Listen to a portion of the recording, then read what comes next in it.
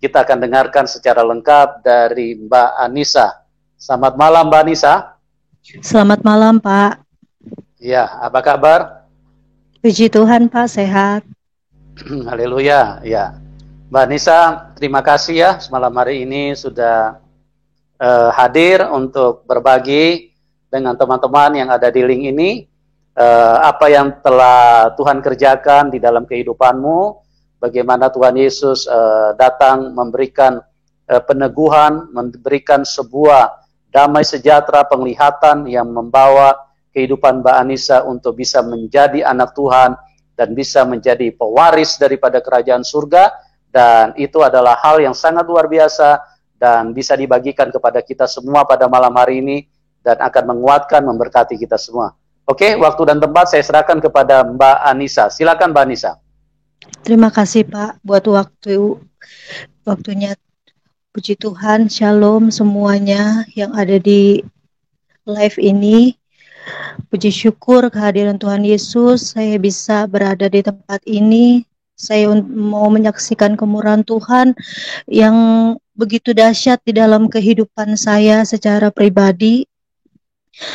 Nama saya Anissa Dinar. Sekarang saya mempunyai anak 2. Memang Tuhan Yesus itu bekerja di dalam kehidupan saya bukan dari lahir. Saya dilahirkan dari orang tua saya yang keduanya itu Islam.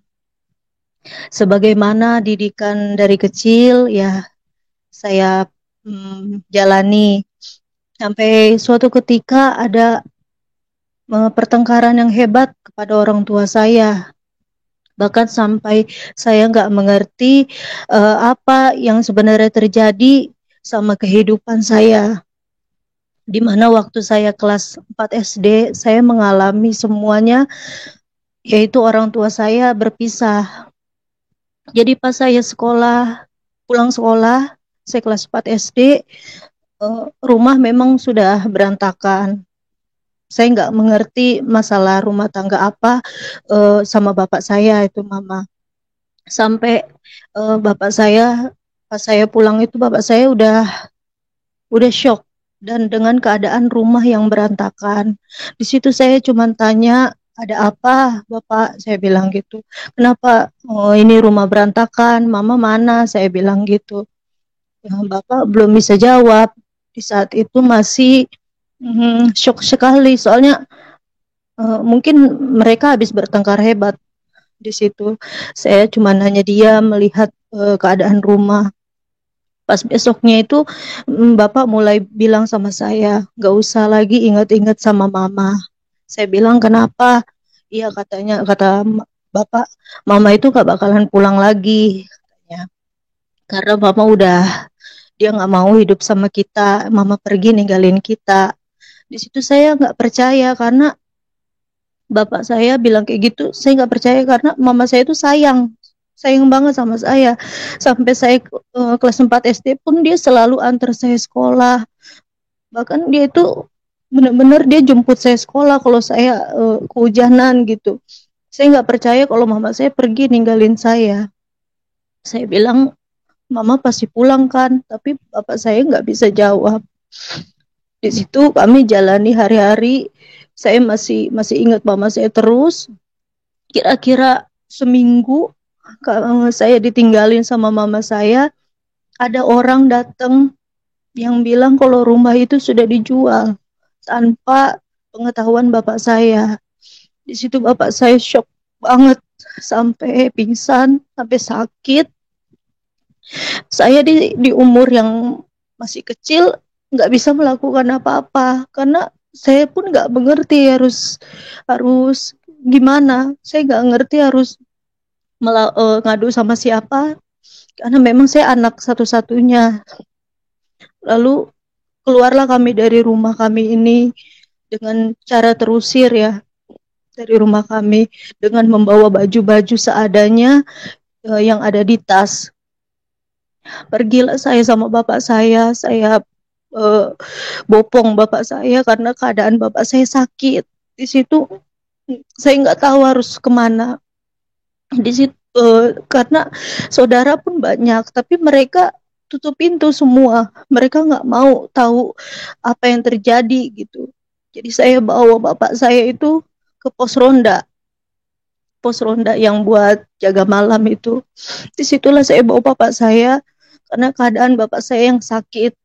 Di situ memang udah sesak nafas.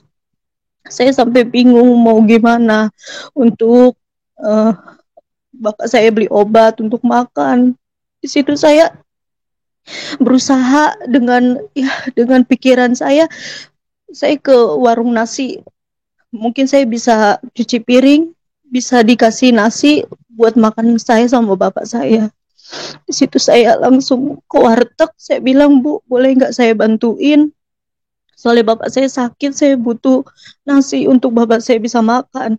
Tapi puji Tuhan, di saat itu uh, yang punya warungnya ini baik sekali. Mungkin memang melihat saya kasihan kali karena masih kecil. Dia langsung kasih bungkusin nasi itu, terus suruh bawa, saya gak disuruh kerja apa-apa. Situ saya berusaha untuk bawa bapak saya nggak tahu harus mau kemana di saat itu. Sampai akhirnya disitulah awal terbukanya kesengsaraan saya. Kenapa saya bilang kayak gitu?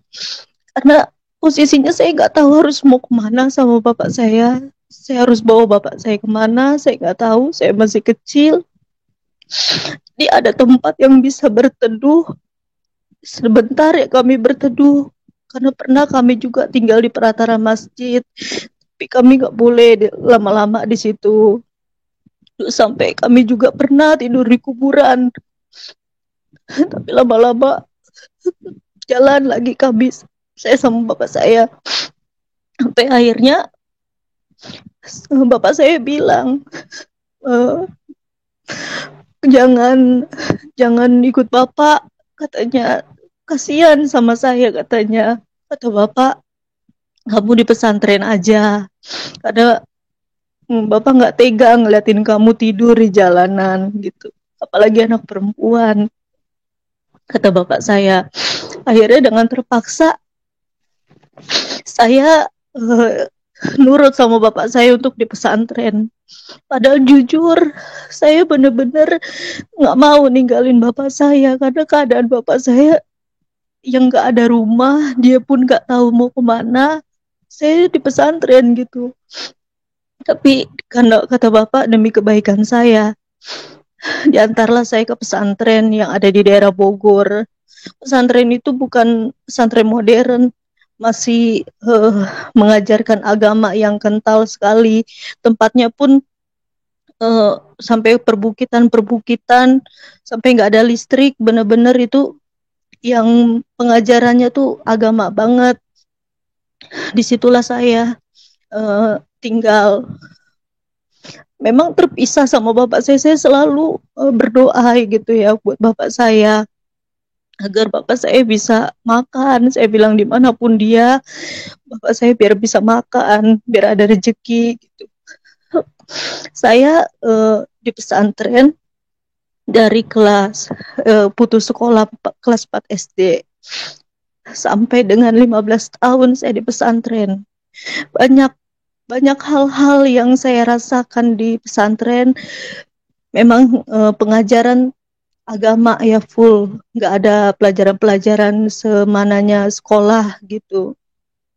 Di situ saya memang selalu dibimbing dengan agama, dikasih tahu tentang Al-Quran, tentang segala macam gitu, sholat tahajud apa segala macam.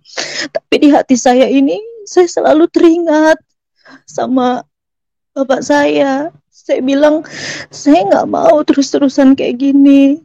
Saya mau sama bapak saya. Saya nggak tahu dia di mana. Saya bilang gitu di dalam hati. Tapi saya nggak bisa cerita sama siapapun. Jadi saya pernah nanya sama yang pemimpin Pompes di pesantren saya. Saya bilang, Pak, saya tolong kasih saya doa atau apapun itu untuk bisa saya tahu jalan kehidupan saya seperti apa, saya bilang.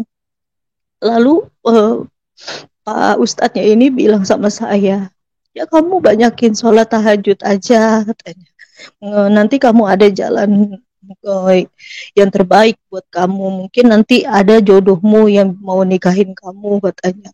Tapi posisinya itu saya masih kecil, saya nggak mau untuk menikah atau gimana. Saya maunya itu saya bareng-bareng sama bapak saya gitu, sampai saya jalanin lah semestinya yang di pesantren. Sampai akhirnya saya sholat malam tahajud. Saya sholat tahajud di situ benar-benar saya minta sama Yang Maha Kuasa. Saya bilang, tolong tunjukkan jalan. Saya harus gimana nih masa depan saya. Apalagi dengan keadaan orang tua saya. Ada sejadah, ada mukena. Saya tertidur di situ. Dan saya bermimpi. Mimpinya itu saya berada di sebuah taman. Tamannya itu sangat indah sekali. Bahkan banyak orang-orang yang tertawa, yang senang. Saya melihatnya juga, enak banget di sana gitu. Sampai saya bilang, orang-orang pada senang ya. Orang-orang pada lari-larian, pada ketawa-ketawa. Mereka memakai baju putih semuanya. Putih seperti gaun ya. Berbinar-binar gitu. Saya sampai, enak banget ini tempat gitu. Tapi saya cuma dikasih penglihatan di tempat itu. Sebenarnya saya nggak tahu apa itu, maksud mimpi itu apa. Jadi ketika saya habis mimpi itu, saya memberanikan diri untuk tanya sama Pak Ustadz. Saya bilang, saya mimpi Pak semalam. Tolong Bapak bisa menjabarkan mimpi saya. Mimpi apa kamu? Katanya. Saya mimpi Pak di sebuah taman. Tamannya itu indah sekali, saya bilang. Sampai saya bilang, saya nggak cuman hanya bisa kesenangan lihat orang-orang tuh pada ketawa. Di sana banyak sekali orang-orang gembira, tertawa, main-main, lari-lari gitu. Saya bilang gitu. Oh, kamu mimpi apa itu? Mungkin kamu berhalusinasi. Enggak, Pak, memang itu mimpi saya. Saya habis tahajud. Saya habis zikir, saya minta petunjuk, saya bilang. Tapi saya mimpi itu. Itu apa ya, Pak? Saya bilang. Tapi ustadznya itu bilang, nah, kamu nggak ada itu mimpi, nggak boleh mimpi kayak begitu loh. Kok nggak boleh Pak?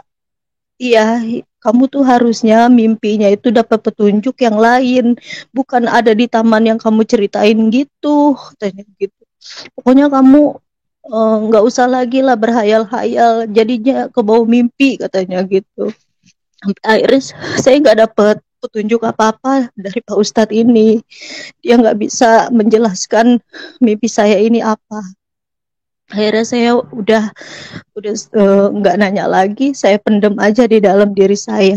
Tapi semenjak mimpi itu, di hati saya ini makin gimana ya, makin penasaran, apa sih, tempat apa sih itu, kok saya bisa mimpi, kenapa cuma mimpi aja, lain sama kenyataan di dalam kehidupan saya yang penuh dengan air mata. Saya bilang, kenapa saya nggak ada di dalam mimpi itu sampai selamanya gitu. Saya dalam hati kayak gitu aja, saya mau tempat itu, karena nggak, yang saya jalanin sekarang ini, saya berat banget di hati saya. Apalagi kalau saya ingat kejadian mama saya ninggalin saya. Benar-benar itu bikin saya selalu membenci ibu saya. Sampai saya selalu kutuki dia, saya kata-katain dia. Karena gara-gara dia itu saya nggak sekolah lagi. Saya nggak bisa main-main sama teman-teman saya.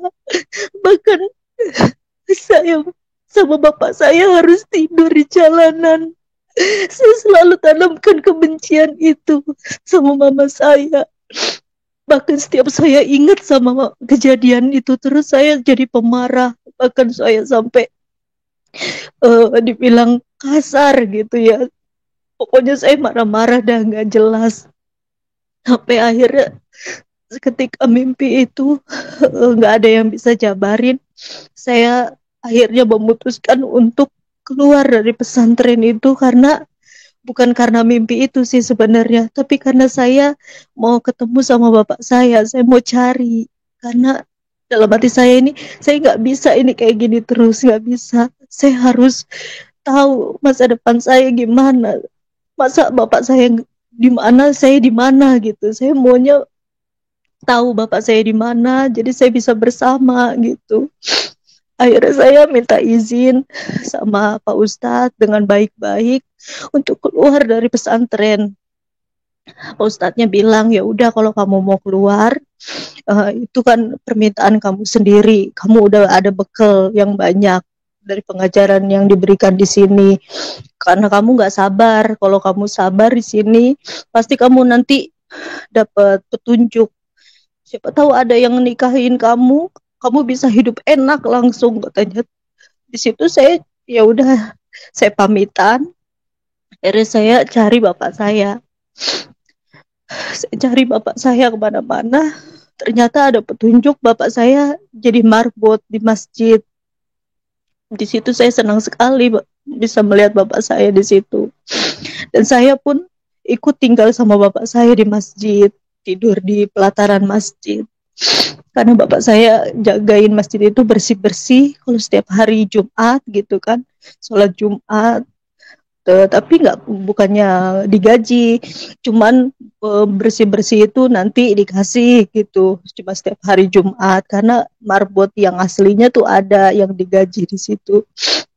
Jadi sampai setahun lebih lah saya bantuin bapak saya di masjid, saya tinggal di situ. Saya bilang, Pak, ayo Pak kita keluar dari sini, karena Nisa mau cari kerjaan, jadi kita bisa ngontrak lah yang satu-satu petak gitu. Nisa mau kerja nyuci piring orang gitu. Di situ bapak saya cuma bisa diem karena mungkin bapak saya tuh nahanin nangis, tapi dia tuh nggak pernah nangis di depan saya. Akhirnya saya keluar sama bapak saya dari masjid itu. Saya pindah ke Cisalak, daerah Depok juga.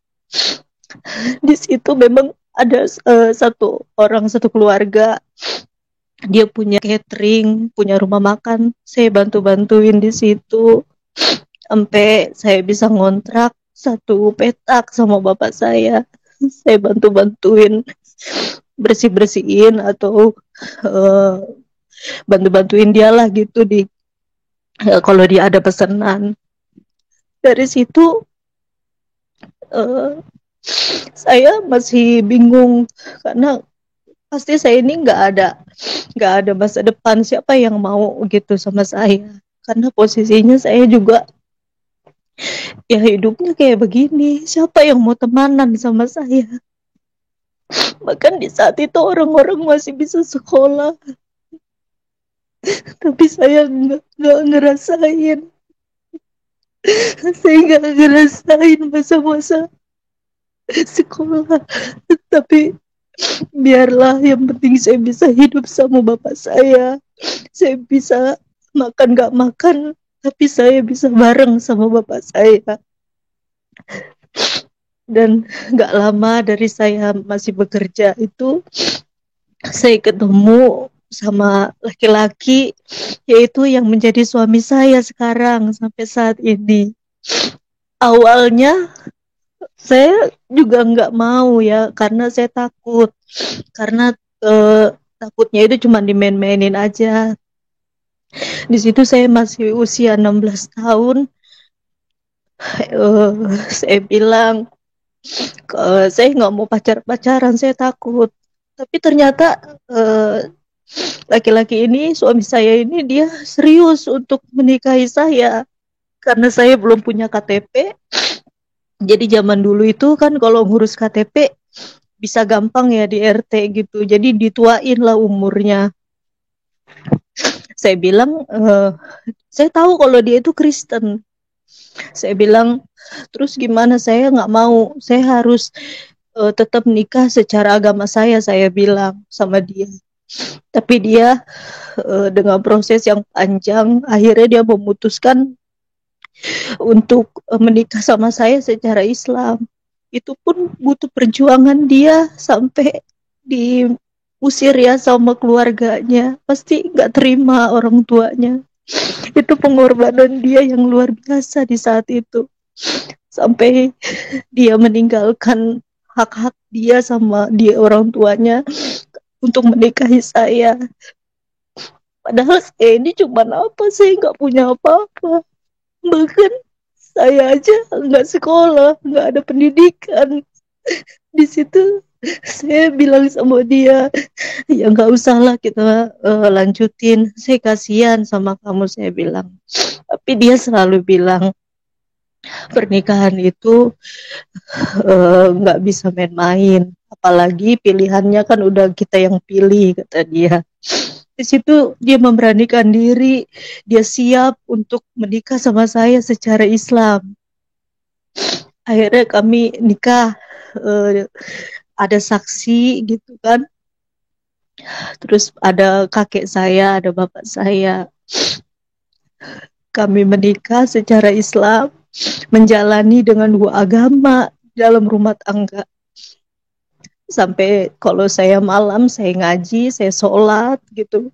Dia baca Alkitab kalau pagi, bahkan dia ke gereja hari Minggu, saya di rumah. Begitu berulang-ulang sampai pada akhirnya itu saya didatangkan sama Tuhan itu ketika anak saya di perut ya, lagi hamil itu usia 7 bulan. Di usia 7 bulan anak saya di kandungan ini, di situ sudah mulai ada tanda-tanda saya lama-lama, suami saya kan baca firman, saya pengen mengetahui gitu, pengen mengetahui apa sih, tapi kok kalau setiap saya dengerin itu bikin tenang banget di hati gitu. Saya juga ada pengen tahu gitu isinya apa.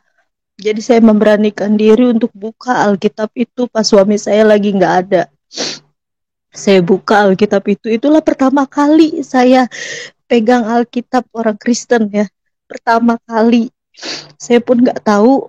Saya baca karena itu bahasa Indonesia, gampang dibaca. Saya baca, di situ ada kata mengasihi.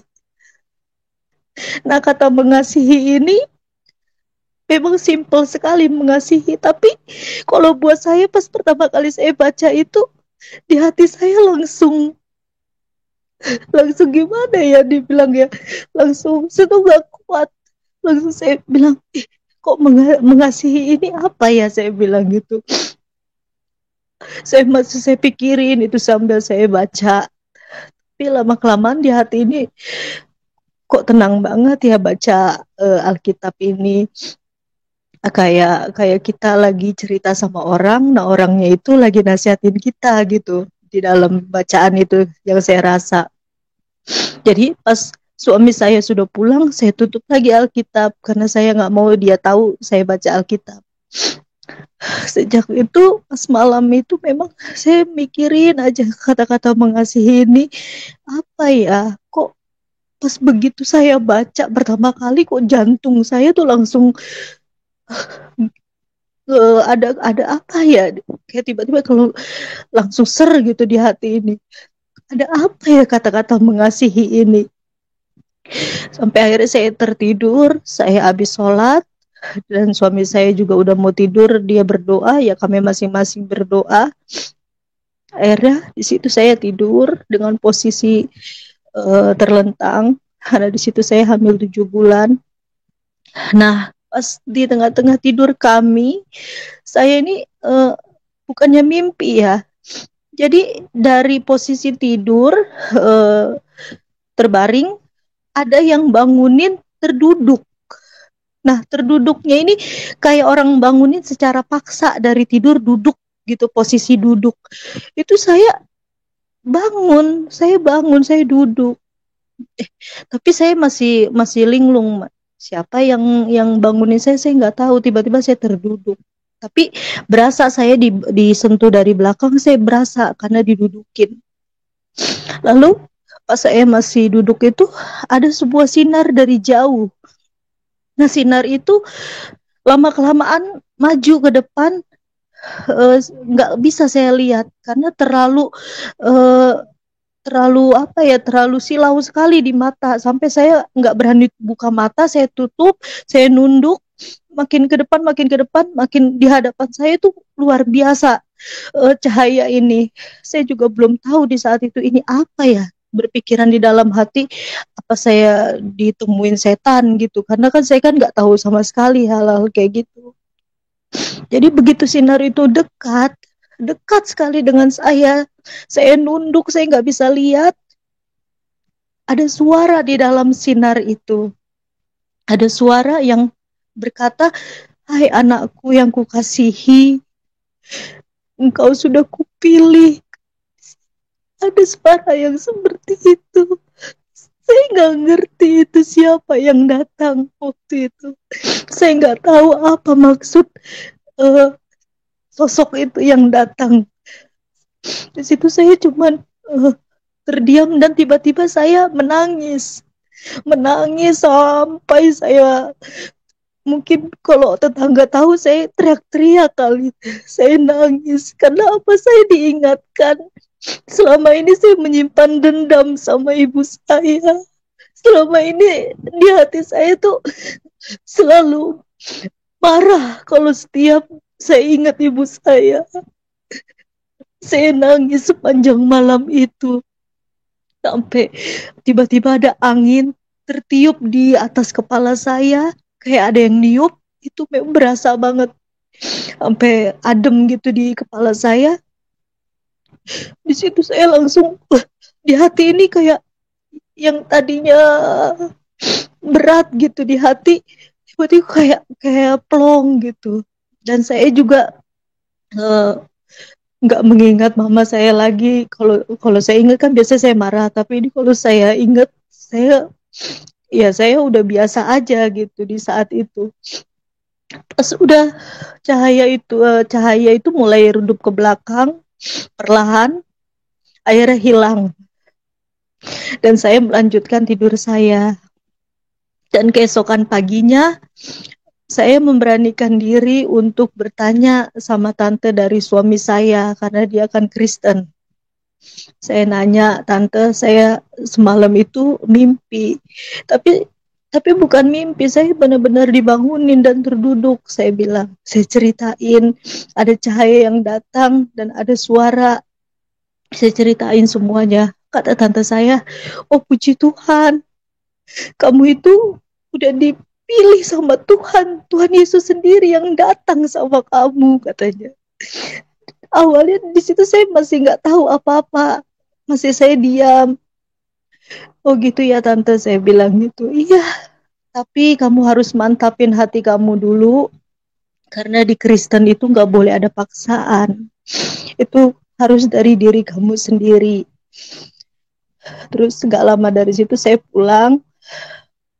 Saya berselang dari mimpi apa yang saya rasain itu, saya makin makin tenang di hati saya ini.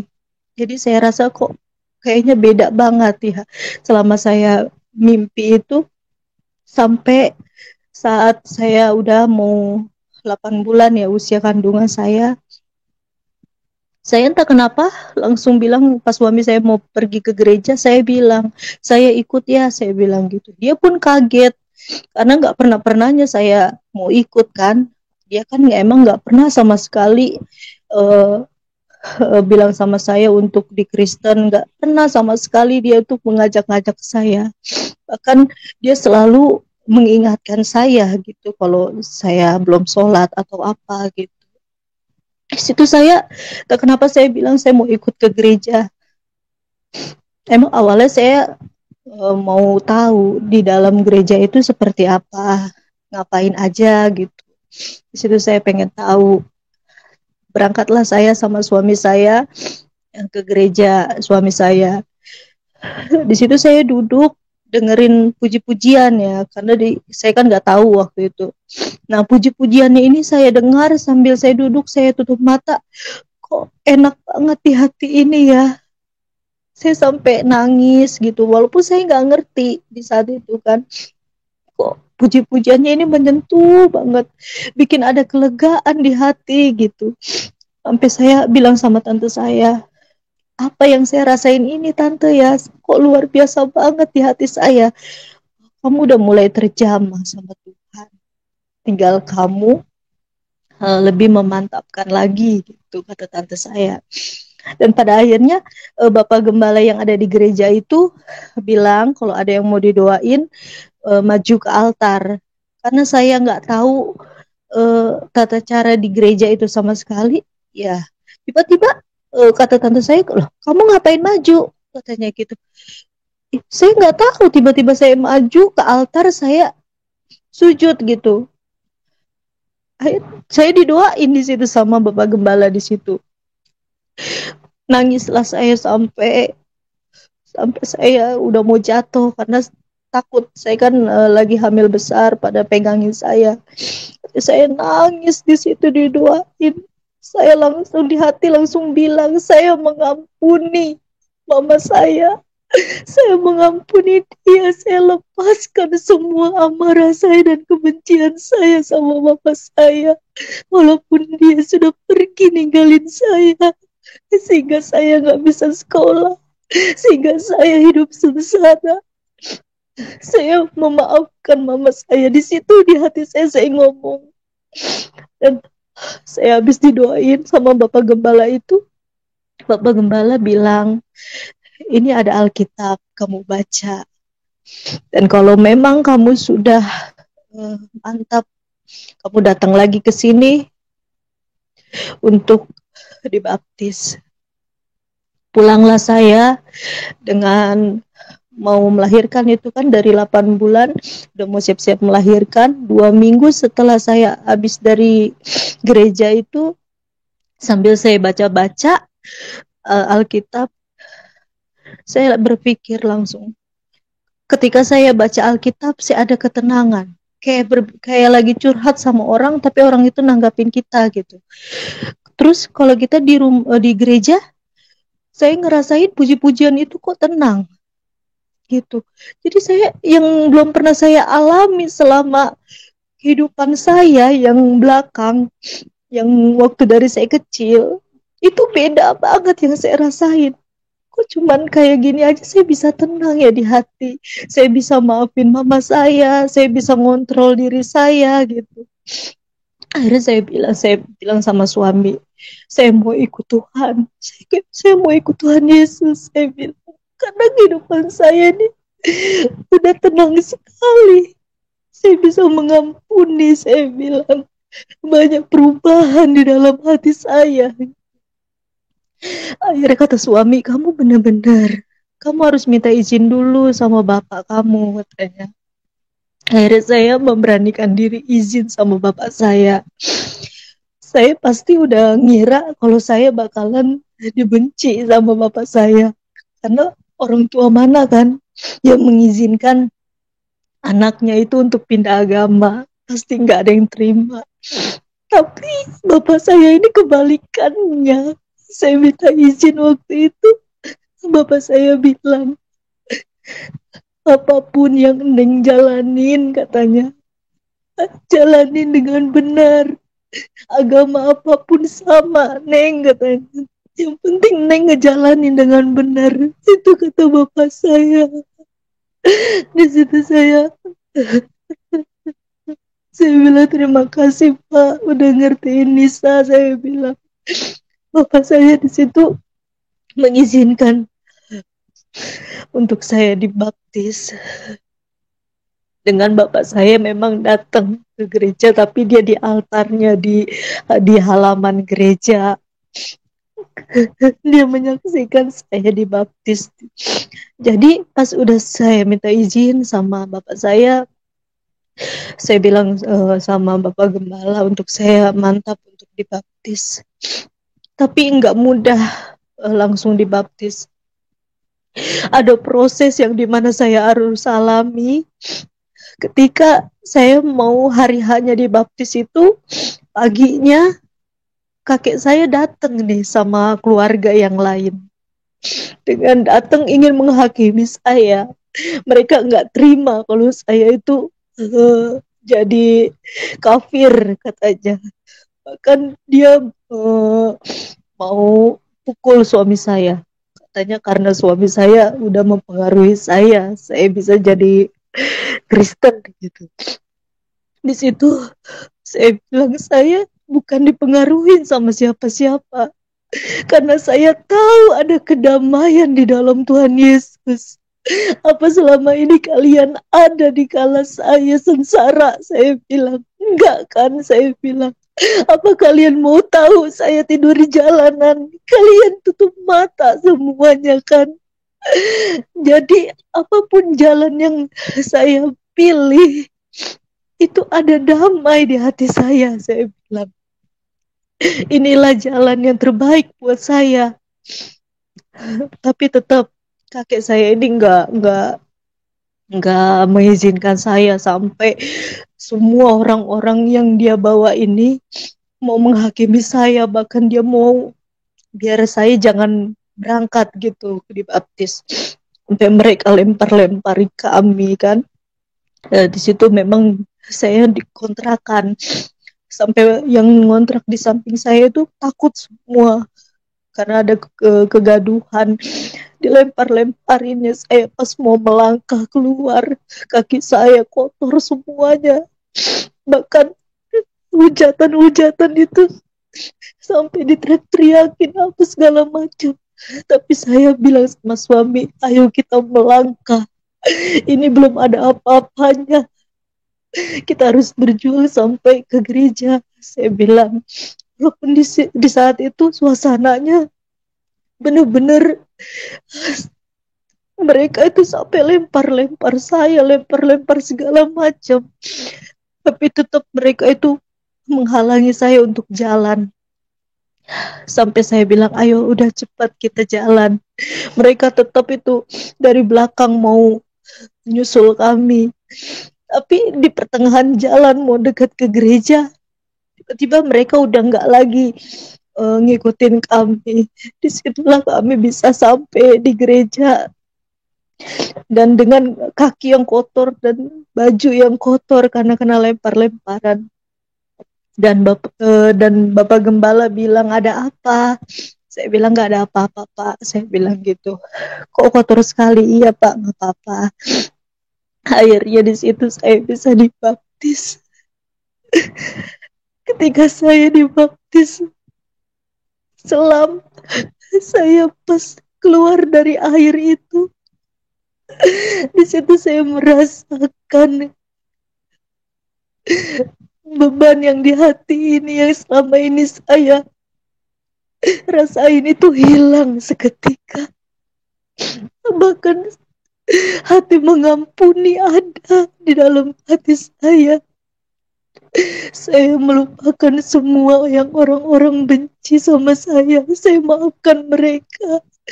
Bahkan setiap saudara-saudara saya yang menghakimi saya mengampuni mereka. Terutama dengan ibu saya. Lalu kami setelah dibaptis, kami menjalani rumah tangga yang baru di dalam Tuhan. Sampai kami pergi dari Cisalak itu dan untuk kontrak di tempat lain.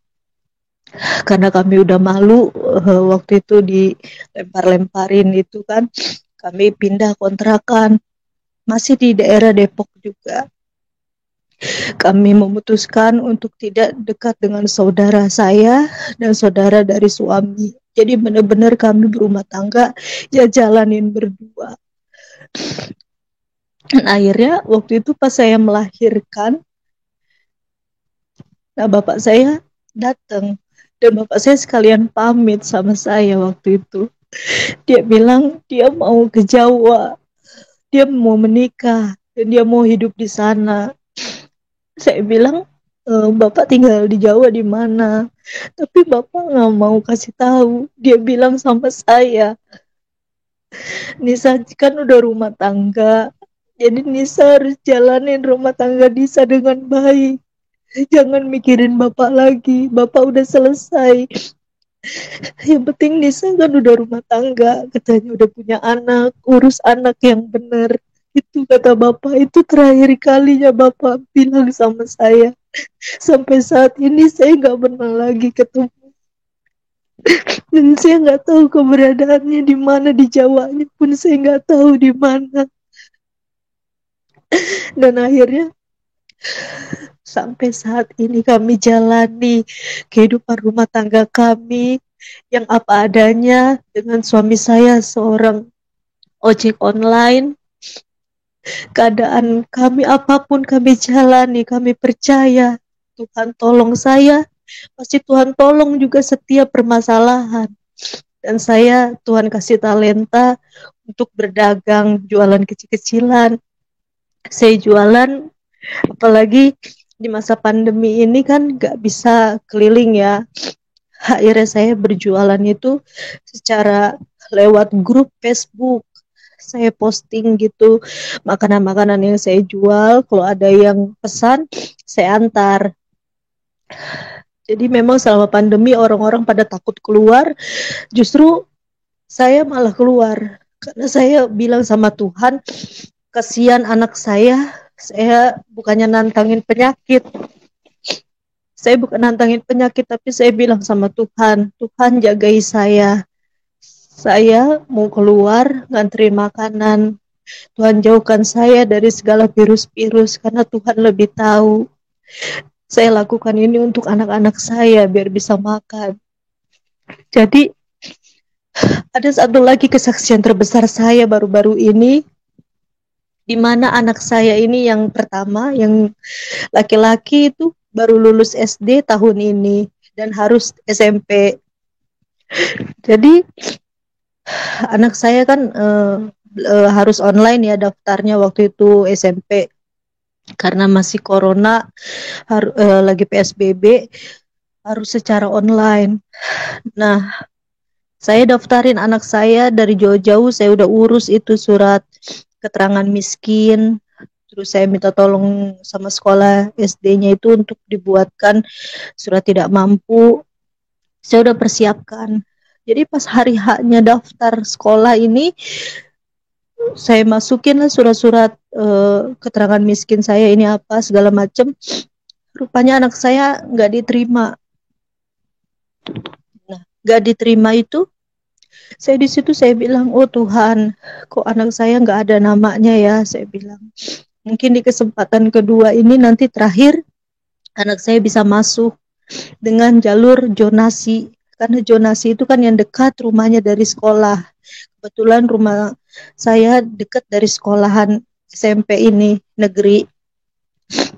Lalu saya daftarin anak saya ini. Yang terakhir kalinya gelombang itu ketiga itu, saya bilang, Tuhan, izinkan anak saya bisa sekolah. Jangan kau biarkan anak saya nggak sekolah. Saya bilang, saya daftarin jam 12. Nah, jam 12 malam itu sudah daftar, anak saya ada namanya. Di situ saya senang sekali. Saya bilang, oh Tuhan, terima kasih, ini udah ada nomor dari sekolah gitu anak saya. Anak saya pun senang sekali, dia bilang, aku masuk ya mama, katanya. Saya bilang, iya nak, kamu sekolah udah ada nih nama kamu, saya bilang. Ternyata pas paginya, rupa-rupanya itu masih proses. Sampai anak saya urutannya lah makin lama makin jauh. Yang tadinya posisi 4, 15, tiba-tiba mundur lagi sampai ke 100, bahkan 100 lebih. Sorenya itu benar-benar udah nggak ada nama anak saya, karena tersingkir sama umur yang lebih tua. Padahal umur anak saya kan 12 tahun lebih, harusnya udah bisa, tapi mungkin nggak tahulah sistem sekolahnya itu gimana. Di situ saya bilang, Tuhan, jangan kau biarkan anakku gak sekolah. Dari mana aku ya Tuhan? Gak mungkin Tuhan aku bisa bayar swasta. Dari mana ya Tuhan? Saya bilang, ini kesempatan di negeri ini ya Tuhan. Tapi nama anak saya gak ada. Kalau saya gak sekolah dulu ya Tuhan, itu gak apa-apa ya Tuhan. Tapi jangan biarkan anak saya gak sekolah. Dia pun nangis, dia bilang, mama, nama aku nggak ada ya. Saya di situ hancur hati saya sebagai orang tua. Karena saya bilang, sabar ya nak, kalau nggak tahun ini kamu masuk sekolah, mungkin tahun depan nak, mama daftarin lagi. Walaupun saya sakit hati ini ngelihat anak saya nangis, bahkan dia ditelepon sama gurunya, guru SD-nya, kamu sekolah di mana SMP, tapi dia nggak bisa jawab. Dia nggak bisa jawab karena dia nggak tahu sekolahannya di mana. Sampailah 2 minggu udah ditutup lah itu sekolahan semuanya pendaftaran, tetap anak saya nggak ada sekolahan. Sampai udah sekolah online, di situ saya masih bergumul sama Tuhan. Siang malam saya pinta sama Tuhan, Tuhan tolong Tuhan, jangan kau biarkan anak saya ini nggak sekolah Tuhan. Saya bilang cukup saya saja Tuhan. Di saat saya bikin dagangan, saya selalu berdoa sama Tuhan. Bahkan di saat saya anterin makanan saya selalu berdoa sama Tuhan. Dan Tuhan jawab dengan caranya yang luar biasa. Saya nggak kenal sama orang ini. Orang ini pesan-pesanan makanan saya. Dia pesan cireng. Dia bilang sama saya, ibu anaknya udah berapa? Sekolah di mana gitu. Dia tanya. Saya bilang anak saya yang gede harusnya SMP Pak, tapi nggak sekolah karena nggak ada sekolahan. Kemarin daftar udah nggak ada nama anak saya, kesingkir. Saya bilang, saya ceritain semuanya. Terus dia bilang, anak ibu harus sekolah bu, kan laki-laki. Saya dari mana Pak? Kalau di swasta saya nggak berani. Dari mana uang saya Pak? Beli formulir 200.000 aja saya masih mikir Pak. Apalagi ini harus bayar uang pembangunan, apa uang segala macam. Saya nggak berani Pak, saya bilang. Nggak bu, anak ibu harus tetap sekolah katanya. Nanti saya yang urus semuanya. Saya bisa masukin anak ibu ke negeri yang dekat rumah ibu. Di situ saya masih diam. Saya masih nggak percaya karena sekolahan negeri itu udah tutup semuanya. Nggak mungkin anak saya bisa di negeri gitu. Kata dia, saya punya itu bu, punya hak untuk masukin anak sekolah ke negeri katanya. Walaupun saya nggak tahu pekerjaan dia apa, tapi dia meyakinkan saya kayak gitu. Pada akhirnya saya masih belum berani ngomong sama anak saya kalau anak saya dimasukin sekolah. Pas 3 hari setelah ketemu sama bapak itu, dia WA saya, dia bilang bu saya minta data-data anak ibu katanya, kayak akte kelahiran sama tanda lulus kemarin katanya. Situ saya kirim, terus dia bilang anak ibu sudah bisa masuk, udah diterima ya di SMP negeri dekat rumah ibu. Saya bilang ini beneran Pak? Iya beneran Bu. Oh di situ saya ya Tuhan, tidak sia-sia saya nangis pagi siang malam. Akhirnya anak saya bisa sekolah. Di situ saya mengucap syukur sama Tuhan, luar biasa pertolongan Tuhan ini benar. Yang yang tidak mustahil itu kan bisa aja bapak itu kan nggak kenal sama saya juga nggak kenal, tapi jalannya Tuhan itu luar biasa menurut saya. Dan saya bilang benar Pak anak saya sekolah. Iya Bu benar. Saya biasanya itu kalau masukin anak sekolahan ke negeri, saya dapat uang itu 5 juta, 10 juta katanya. Terus saya diam. Saya bilang, saya mana punya uang segitu Pak. Saya bilang gitu. Tapi ya udah Bu, yang penting anak ibu sekolah. Sekolah aja dulu.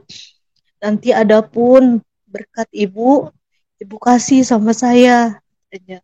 Jadi walaupun saya nggak tahu dari mana nantinya, tapi karena anak saya sudah masuk sekolah di situ, saya senang sekali. Sampai saya bilang ke anak saya, kamu sekolah nak, kamu ada sekolah nak, kamu udah nggak malu lagi ditanya sama guru sekolah di mana. Di situ anak saya sekolah walaupun udah ketinggalan 3 minggu dari dari belajar online. Di situ anak saya senang sekali sampai dia bilang, "Oh, benar-benar ya Ma, Tuhan Yesus itu baik ya Ma, nolong kita," katanya. "Aku bisa sekolah," katanya. "Iya nak, jangan kayak Mama. Dulu Mama gak sekolah, tapi kamu harus sekolah," saya bilang. Di situ saya senang sekali karena memang Tuhan Yesus itu benar-benar memperhatikan kehidupan saya. Bahkan kalau mau dibilang saya ini siapa Tuhan? Saya ini orang yang apa ya kalau dibilang, orang yang nggak ada pendidikan, orang susah gitu, yang tinggal harus di jalanan. Tapi Tuhan itu kasih penyertaan saya, kasih pengharapan saya. Benar-benar luar biasa mukjizat Tuhan itu yang saya rasakan dari saya kecil sampai anak saya bisa bersekolah saat ini. Itu adalah kesaksian terbesar di dalam kehidupan saya. Sampai akhirnya anak saya bisa belajar online, bisa nge-zoom, walaupun waktu itu keterbatasan ya, karena harus pakai HP yang lumayan canggih gitu, harus bisa internetan, harus ada kuota. Di situ saya harus berusaha demi anak saya harus bisa jualan untuk anak saya bisa sekolah, beli kuota. Memang anak saya masih pakai seragam SD, terus ditegur sama gurunya, "Heskia, kenapa masih pakai seragam SD? Kan ini udah SMP, harusnya pakai putih biru," gitu. Kalau setiap Zoom dikasih tahu. Saya bilang, "Iya Bu, nanti saya lagi kumpul-kumpulkan uang Bu. Nanti saya belikan seragam anak saya putih biru." Kata gurunya, "Iya ya Bu, cepat-cepat ya Bu, soalnya kan kasihan anaknya beda sendiri." Tapi anak saya nggak minder karena dia tuh tahu diri gitu. Mamanya ngumpulin uang gitu. Saya bilang, "Sabar ya nak, nanti kalau udah terkumpul beli seragam," saya bilang. Di situ puji Tuhan, sampai saat ini kemurahan Tuhan itu boleh terjadi di dalam kehidupan saya, sehingga apa yang saya rasakan ini benar-benar luar biasa pertolongan Tuhan.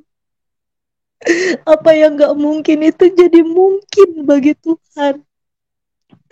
Jadi saya bermaksud bersaksi di tempat ini, biar kita sama-sama selalu mengucap syukur sama Tuhan. Setiap keadaan apapun kita, jangan pernah tinggalkan Tuhan, apalagi melupakan Tuhan.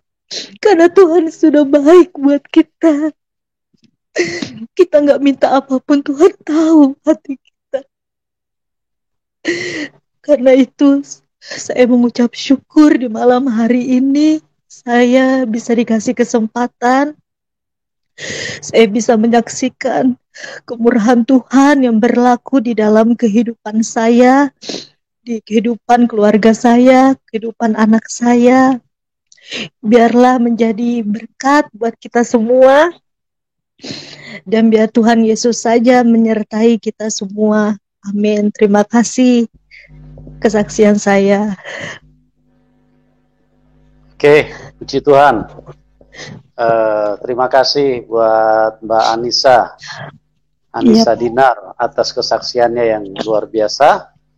Kita semuanya dikuatkan, diberkati, bagaimana Tuhan itu tidak pernah tinggal diam dengan melihat setiap keberadaan hidup manusia.